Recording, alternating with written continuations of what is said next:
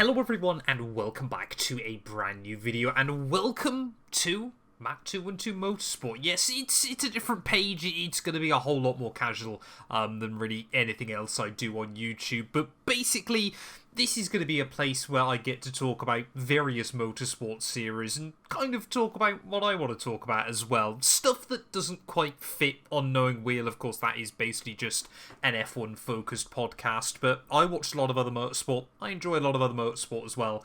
And, you know, unfortunately, Jamie and I can't talk about everything under the sun motorsport related. So I thought this would be a good place to do some of it. Now, this video is going to sort of be more podcasty style. We're going to be, as you probably could tell by the title, going through and trying to predict where every single driver is going to finish in the Formula 2 campaign in 2024. And also, you know, I'm planning on this week trying to do F3, and I might do Formula Academy as well if I get a chance. But I kind of want to do a few things with this channel down the line, so if you're new around here, please do make sure to leave a like, get yourself subscribed as well. But like I said, you know, you can put this on in the background. It's going to be sort of more podcasty. But yeah, let me know how badly wrong I am with some of these. Of course, last year, I really made an effort to sit down and watch more of the Formula 2 and the Formula 3 races where I could. This year, I'm planning on doing exactly the same again. I'm going to be watching it very, very closely. And I think Formula 2 especially is going to be a very, very exciting series this year. Of course, we've got the new cars for Formula 2, which kind of levels the playing field between the drivers. However, probably does the contrary to the teams. Now, if you're new to Formula 2 or kind of the Formula 1 Junior Series, they're marketed very, very well as really, you know, it is all about the driver. And that's more true than it is in Formula 1. However, it's not perfect. For those of you that kind of been more well-versed in Junior Formula, you'll know that there are a few teams that certainly have better engineers than other teams, for example. So I have tried to factor that in as well into our findings today. You know, kind of looked at the idea that obviously some teams will simply this year develop and, you know, set up cars to be much, much quicker than other teams will be able to. So if your favourite driver is slightly lower down the order than you were expecting them to be, maybe I factored that in as well, and of course we will kind of talk about that as we go through in today's video then. So what I'm going to do is we're going to start in P22 and work our way all the way up. Now, never in a year of Formula 2 does every single driver that start the campaign make it to the end. Some of them get dropped normally towards the end of the season. You often see once the Formula 3 season is wrapped up in Monza, you've then obviously got the Abu Dhabi season finale in Formula 2, so often then drivers that have done well in Formula 3, some of them will get promoted into FIA Formula 2 if they've already got a contract in place for next season. So all I can really do is rank the 22 drivers that are confirmed to be racing in 2024. So we're going to kickstart this one then. And to be honest, this is quite easy. At the rear of the field, it's Rafael Villagomez. 25th last year in Formula 3. It feels like most Formula 2 seasons, we have kind of that one driver that is clearly way out of their depth. I think he put on Twitter, it was something like, you know, he felt like he learned a lot in Formula 3, so it was an appropriate next step. No, the appropriate next step was do better in Formula 3 and kind of prove that you were ready for Formula 2, but, you know, the money talks, I get it. At the end of the day, I think Rafael Villagomez is going to be one of those drivers that probably, yeah, we'll go into Formula 2, maybe get one season, and then we'll be shipped off to WEC or, you know, a paid driver in an LMP2 program or something like that. But I think, yeah, he's way out of his depth, and he's not going to be good in 2024. You know, if the signs were there, you know, perhaps he'd been unlucky in a few races in Formula 3, then yeah, fair enough, but the pace was never really there. And I mean, Van Amersfoort seemed to be a team in Formula 2 as well that really do need the driver to front most of the bill. You know, there's no kind of external sponsorship or anything like that. I know every junior Formula team obviously needs drivers to basically obviously pay for their drive, but Van Amersfoort seem to... You get the impression they've either got a lot of overheads or kind of no other money coming in from anywhere else. So yeah, Rafael Villagomez is going to be in P22 by the end of the year, and I don't believe he'll score points. Kind of similar, but to less the same degree, is going to be Joshua Dirksen for PHM. Now, a better driver than, Rafael Villagomez, at least from the very little that I really know about him. So he hasn't even raced in Formula 3. He's made the jump immediately into FIA Formula 2, ready for this season. He's also with PHM, which are historically not a particularly great team either. But even his results in FIA Formula 4 and various like ADAC Formula 4, that kind of thing, none of them have been particularly stellar. There's obviously one very, very big name that is higher up this list that, of course, has also made the jump straight up to Formula 2 from Formula 4 Star Machinery, but he won championships in Formula 4. Joshua Dirksen absolutely hasn't. That combined, of course, with the fact, obviously, PHM are generally considered one of the worst teams in FIA Formula 2 as well. This one was fairly simple for me. Now, up in P20 then is going to be Pepe Marti. Yeah, very, very interesting driver. Certainly one that we saw a lot of in FIA Formula 3 last year. Obviously ran a much, much better campaign than Rafael Villagomez. I believe he ended up inside the top 10, didn't he, by the end of last season in Formula 3. He actually ended up finishing in, I believe it was 5th place. So, yeah, actually a pretty decent Formula 3 campaign as well. I apologise, I'm trying to get all the information up. I have many, many tabs open to try and make sure I get my information correct in this. Simply put, I just feel, I don't know why, I got nothing against the kid, but I just feel that he's going to struggle a little bit more in FIA Formula 2 over the course of this season, combined with the idea that Campos aren't a particularly great team, and he can be quite a vocal driver on the radio, so can his teammate Isaac Hadjar, and I just get the impression they're not going to work particularly well together. So yeah, Pepe Marti, I feel like he's going to have a testing season, but Spanish driver, Spanish team, I reckon he'll probably, despite that, probably get another season with Campos in 2025, but that is a long way ahead. Now we move in to the first of our returning Formula 2 drivers. Now there's a few nominations, I think, down at the rear of the field, but I'm going to say Amory Cordeal is going to finish the season in P19. Signed up with High Tech, scored 8 points last season, I believe, was, I think, the last of the point scorers in 2023. Obviously is kicked around in Formula 2 now for a few years and has never really shown signs that he's going to be fighting towards the front of the field. So I think, he hasn't got the advantage either of, obviously, a lot of these F3 drivers are having to step up into machinery that he knows how to use, because, of course, it's a clean slate for everyone. So, yeah, I think this hopefully will be Amory Cordeal's last year in Formula 2, because he's kind of now taken the role of, your Roy Nissany or your Ralph Boschon in the series, as kind of the old guard who is really just taking up a seat every single year.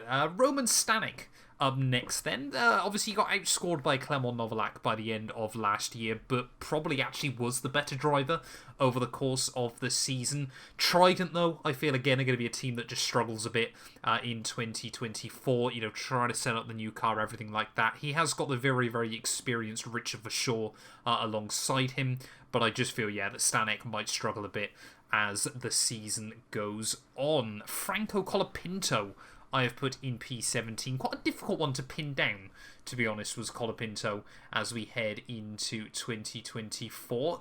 I feel like it could be one of those ones that I get drastically wrong. It feels like it could be one of those ones that I actually get pretty bang on. It could be one extreme or the other, at least in my mind. He finished, I believe it was 4th in Formula 3 last year, if I'm not mistaken. It was a pretty good campaign on the whole. A couple of retirements here and there, a couple of wins as well sprinkled in. I was lucky actually to watch him win actually in the Italian Grand Prix at Monza.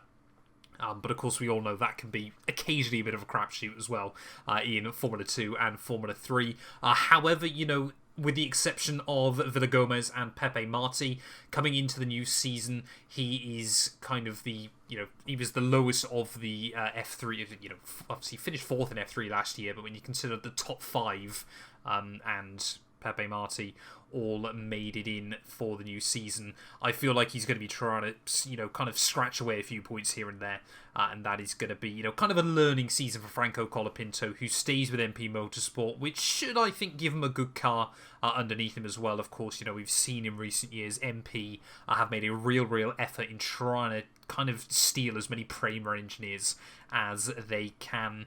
Next up is going to be Taylor Barnard for PHM. Again, obviously, we've already spoke about them. They're going to have 2 rookies in the car. I think they're going to really struggle this year to get the car set up. Now, Taylor Barnard actually didn't do that well last year in Formula 3. He actually finished down in P10, so I'm sure a few of you will probably be a bit confused why I'm putting him ahead of both Pepe Marti and Franco Colapinto. It's not because he's British, to be completely honest with you. It's kind of just the impression that I get that he's going to be a bit more adaptable than some of those other drivers. Has always struggled for finances, for backing in the junior formula. So I think now obviously he's kind of been given this year in Formula 2. PHM, might not be able to deliver something incredible, but I think he is actually a pretty decent and adaptable driver as well. So I think, it might well be that he kind of beats out your Colapintos by getting, like a 5th place in a chaotic race or something like that. But I can see Taylor Barnard, adjusting to Formula 2 maybe slightly better than some of his FIA Formula 3 counterparts. P15, I've gone with Juan Manuel Correa. Of course, obviously raced in Formula 2 for quite a few years, and then, raced in Formula 2, didn't he, back in 2018? Probably quite sadly, to be honest, mainly kind of remembered, obviously, for being involved in the fatal collision with Antoine Hubert. Of course, obviously, had to take a couple of years out, and, it's an incredible feat, the fact, obviously, he went back into FIA Formula 3 and then did last year as well in FIA Formula 2, but whether it's kind of partly down to the injuries, of course, that obviously he's still, has obviously had, and, the impact that's had on his body. I don't think he's going to be able to kind of kick on. I feel like he's the perfect candidate for probably an IMSA campaign in the future. Of course, he technically is American, isn't he? I believe as well. He's an American citizen as well, who I believe was born in South America, but I could be completely wrong. So I think Juan Manuel Correa, this might be his last season, and I can see him either going to IMSA or IndyCar, but I can see him going back to the States and kind of staying over there for the future. Next up then is the Estonian Paul Aaron, who of course 3rd place in Formula 3 last year, and then also actually debuted in FI Formula 2, so kind of as a rookie, kind of isn't. But I've put him in P14 with High Tech there. I feel, of course, they're not a bad team, but he's not exactly going to be able to learn much off his far more experienced F2 teammate in Amory Cordeal. So I think Paul Aaron will have a decent enough season. I think he'll certainly get another year on as well inside Formula 2, and that'll kind of be where he's looking to try and score big points. But I feel like he's going to be one of those drivers that, is competitive enough in Formula 2, but without the right backing or without being in the right junior team, I don't see will make it into Formula 1. Next up then was a driver that I'm staggered by how long they've spent now in Formula 2, but kind of less in a Roy Nissany, Ralph Boschung way, and more kind of a you're good enough to be here. You're probably giving a team a decent paycheck that they know they can bank on. But that is Richard Verschoor. He's back again. Obviously, the Dutch driver, this time out with Trident. I feel like, of course, he's going to have to lead that Trident team, despite the fact Roman Stanek was obviously there last year. I feel like this is the last hurrah by Richard Verschoor, and I feel like, unfortunately, he's not going to go out of Formula 2 with a bang. But I think, again, like I've said with a couple of other drivers, he is just destined for a World Endurance program in the near future. And to be honest, I'm kind of surprised he hasn't already gone that way. But P13, I'm going to say, unlucky for some, hopefully not for him, but Richard Verschoor there. And Zach O'Sullivan, is going to be our last driver in the bottom half of the order then. Racing for ART this year up against Victor Martins, of course, finished in a distant 2nd place to Gabriele Bortoletto last season. Had quite a few unlucky drives. He either found himself pretty much either winning or on the podium or outside of the points. But that was kind of partially in the nature of Formula 3 and just how crazy it can all be. Pretty much just something happens in qualifying and your entire weekend is ruined. So I'm expecting him to try and kick on a bit more, able to showcase a bit of pace and a bit of consistency. But I think, you look ahead of him, most of those drivers are looking pretty competent and competitive as well there. So yeah, it's going to be, again, a learning year for Zach O'Sullivan. So P12 I have placed him in. Up next then is the second of our DAMS drivers even, and that is going to be Jack Crawford. Of course, now has been dropped by the Red Bull Academy for 2024, if I remember correctly. So I feel this is going to be his last season, and that's going to be with DAMS. I feel like it's going to be one of those years where maybe early on starts out quite strong, perhaps bags a couple of podiums here or there, and it's kind of floating around the top 5, and then kind of realises the Formula 1 dream is no longer, and he's probably going to drop down the order later on in the year, and it might be one that we look at in kind of the last 3 or 4 rounds where he barely scores any points. I don't know, that's just the impression I'm getting from Jack Crawford there. I could be completely wrong, but I just feel like once things aren't looking fantastic, the motivation might start to waver there. Kushmaini is going to be the driver finishing in 10th place in my mind. This year, of course, with Invicta was very, very decent, actually, with Campos last year. I think a lot of people weren't really expecting a lot from Kushmaini. I'll be honest, I was one of those people that he surprised last year.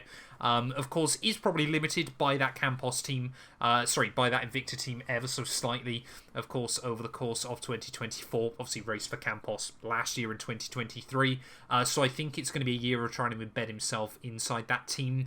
Very, very consistent last year. It really helped him out. He was consistently kind of picking up 5th and 6th places pretty regularly, and was kind of, inside that top 10, or at least around it on most weekends, and that's kind of why I placed him P10, because I feel he'll be kind of floating around the same area once again in 2024. Might be able to get 95% out of the car pretty quickly, but it's finding that final 5% that, of course, really makes the difference, especially in this, as I said in the intro, not perfectly equal series, but certainly a lot more equal than Formula 1. Next up then, of course, I spoke about him earlier on, but it is going to be Isaac Hadjar. Obviously a very, very explosive driver, a very, very kind of... I'm trying to think of the right word to describe him, but emotional driver on the radio. He probably gets in his head a little bit too much, and simply for that reason, I feel like he might struggle down at Campos this year if he hasn't got a car underneath him that he really wants. And yeah, I feel like this is going to be one of those years where we hear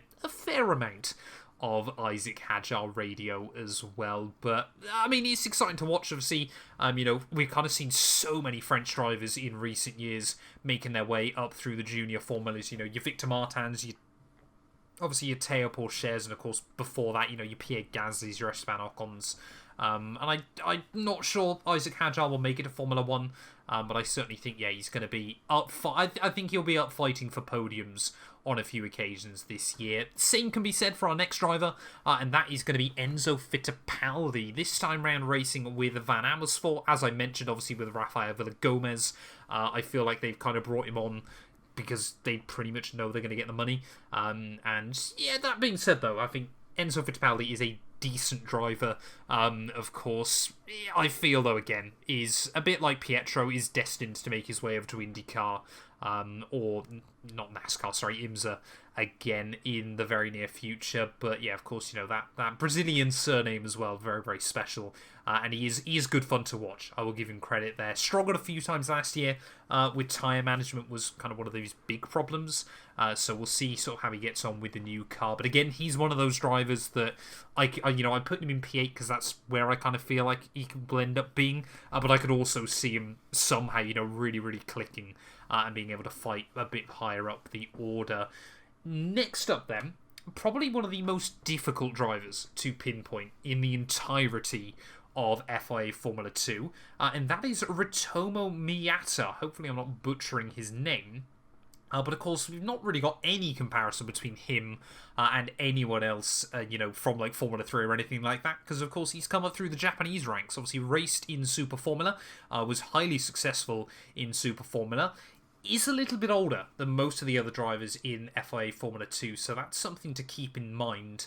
But he's one of those people that is, I feel like, definitely going to be kind of point scorer pretty regularly, gets most out of the car, but he is also one of those drivers that potentially in the future, if he's clicking with a car, could be pretty much unstoppable, and I feel like he is going to be an exciting prospect, and another one that I could get wildly wrong and underestimate him quite massively here by the end of the year. But like I mentioned, a little bit older, maybe Honda looking at obviously trying to put him up into the Aston Martin team in the future, obviously potentially alongside Yuki Tsunoda. But yeah, Ritomo Miata, I certainly think is going to be one to watch out for in 2024. Another one then that I would certainly keep an eye out for has got to be Gabriele Bortoleto. Yes, Formula 3 last year was bizarre. As you can probably tell by the idea that 7th through to 2nd was covered by just 27 points. And then Bortoleto won the title by 47 points. He was, simply put, just brutally consistent. Whereas most drivers would score points in kind of half the races over the course of the year, he scored points in all but 3 of the races over the course of the year. And he was just one of those drivers that could go out every weekend and get the job done. And I feel like, again, will probably be a similar story in Formula 2. Now, I imagine he's part of the McLaren driver program, so I feel like they're probably setting him up for a 2-year campaign. So this year will be entirely about learning the Formula 2 car. Next year then will be where he's trying to gun for the championship. But yeah, Gabriele Bortoleto, I think he's going to be one to watch this year. I certainly think he'll get a win as well. But I feel like, just not quite having that out-and-out pace at the start of the year might cost him. But yes, certainly he's going to be, especially in 2025, if he has a good season this year, I feel like could be a championship threat. Moving on, though, into our top 5, we have actually got Zane Maloney. Yes, ran a decent campaign that year, of course, the Barbados kid, as he's known. Feel like, again, he's going to try and kick on a bit stronger this year. Of course, has got that year of Formula 2 experience behind him. Is sticking with Rodin as well. Rodin, obviously, which was formerly Carlin. And I feel like he's going to be trying to, obviously, just work out this new car. And will probably be competitive. He's absolutely got the raw pace as well. And I think he's going to be very, very interesting to watch over the course of the year. Now is obviously driven on a lot of these tracks as well, of course. Pretty much before he left Barbados, they have like one go-karting track, which is absolutely mental.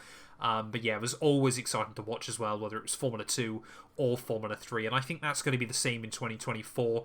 But again, might be one of those drivers that gets a 3rd season, and it's really going to be from there whether we see just how competitive he is in Formula 2 machinery. That being said, though, P5, I certainly don't feel would be a bad season for Zane Maloney. Up next, then, is going to be Dennis Hauger. Yes, a driver I hyped up for years, and weirdly hasn't quite delivered in FIA Formula 2. It's kind of, I'm scared that might be what happens to Gabriele Bortoleto as well there. But yeah, Hauger I put P4. He's always pretty competitive, but certainly never gelled with the last generation of Formula 2 cars in the way I personally had hoped he would. But I think, new year, he's a very, very capable pair of hands. He can jump into something new and get kind of 97, 98% out of it. And I think will be competitive. We'll be there and thereabouts. He'll take a couple of wins over the course of the year, but I think he will just lack the out-and-out pace of the top 3. And that being said, of course, another season with MP Motorsport. They're a very good team now in developing a car, so I think it is going to be interesting to see, maybe stronger in the first half of the year, and then as other teams play catch up, might start to struggle a little bit more. But Hauger, I certainly think this will be his last year in FIA Formula 2, so it's kind of now or never for the Danish driver. Into our top 3 then, of course we've probably got the 3 high profile names heading into Formula 2 this year, but in 3rd place I have put Victor Martins. Yes, racing for ART once again, a bit like Ritomo, slightly older than most of the Formula 2 grid, was held back by financing for many, many years. So the fact he's been able to make it to Formula 2 has been quite impressive in the end. Obviously, finished P3 last year, I believe, so kind of looks like he hasn't made any progress in that regard, but it was kind of last year he scraped P3. This year, I feel he's kind of going to be, maybe battling your Dennis Haugers and your Zane Maloney's, but I think he's going to be kind of in that fight for P3 right from the get-go, and he's going to really kind of earn it this year, and might even end up going into Abu Dhabi kind of locked into P3, or maybe has an outside shot at our top 2 drivers as well there. So let's get on with them then. You might have already noticed, if you're well versed in the world of Formula 2, that the 2 drivers that I haven't mentioned yet are from the same team. And of course, it's always going to be Prema. I feel like they're obviously going to immediately be able to get the car up to a very, very quick pace. And they have arguably got probably the most exciting driver lineup for a Formula 2 team in probably close to a decade. Kimi Antonelli, Ollie Bearman. Of course, Bearman is pretty much now, it seemingly is going to be fast-tracked into Haas for 2025, no matter what happens. And I think he's going to be Formula 2 champion this year. It's going to mean that it's the first time ever since Formula 2 began that a driver has been a nationality of already a champion. There's never been 2 drivers champions in Formula 2 that have been the same nationality so far, but I think Ollie Bearman is going to break that trend this year. Prema, I think, are going to really put a lot of effort behind him. Obviously, they've still got some ties with Ferrari as well, and obviously I think, go and put him in there. Obviously, he's going to be running a lot of time as well with Haas over the course of the year. It looks pretty much locked in to be making that switch to Formula 1 for 2025, and I think, he's going to want to try and get there with a title under his belt as well, and that obviously means I've kind of gone a little bit in the wrong order at the end of this, but Kimi Antonelli, I'm going to say, is going to be runner-up this year, but I think he's going to push Ollie Bearman incredibly hard. That Prema team is going to be up the front of the field pretty reliably there. Of course, Antonelli, probably one of the most hyped junior drivers in a very long time. And of course, he's already in talks for potentially having the Mercedes seat for 2025 as well. So it's probably, somewhere in his contract, either with Mercedes, that if he gets a top 3, he'll get a Formula 1 drive, whether that's with a Williams or someone else. But he's going to be in that Mercedes car, within the next few years. So I reckon if he finishes P2 this year, he might instantly get the call up if him and Ollie Bearman are leagues ahead of everyone else, or might get a year in a Williams and then make the move up as well there. But very, very exciting. Like I said, this is why I think Formula 2 this year is going to be absolutely mental to watch. Bearman versus Antonelli, but still with your Martins, your Haugers, your Malones, as I said, your Gabriele Bortolettos, your Miatas. There's a lot of stories going through in Formula 2 in 2024. But thank you all so much for watching. If you have enjoyed, please do make sure you leave a like, get yourself subscribed. Let me know what you're predicting. You can give me a list of all of your predictions for 2024 as well down in the comments below. Like I mentioned, I'm going to try and do a Formula 3 prediction and maybe a Formula Academy, and then kind of from them we're just going to talk about random motorsport stuff that I want to talk about. So if that sounds good to you, it'd be greatly appreciated if you drop a sub. But we'll be back very soon then, like I said, hopefully with our F3 2024 predictions.